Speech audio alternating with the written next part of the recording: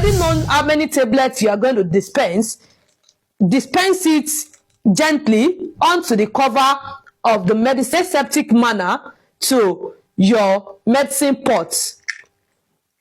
Here is how to properly dispense your medication for your patients during your examination. Already the container would have been labeled for you.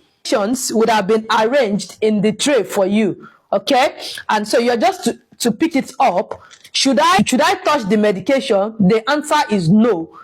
You had already known how many tablets you are going to dispense it gently onto the cover of the medicine bottle, all right, and transfer it in a septic manner to your medicine pot and does not contact it.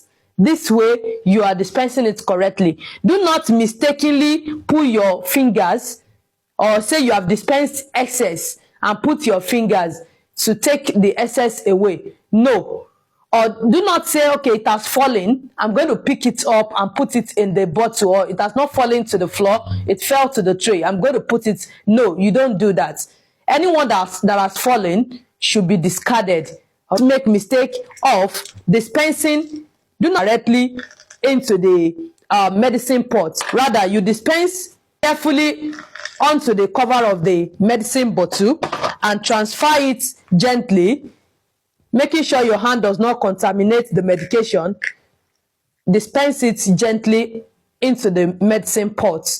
All right, I hope this helps, and I will see you in my next one.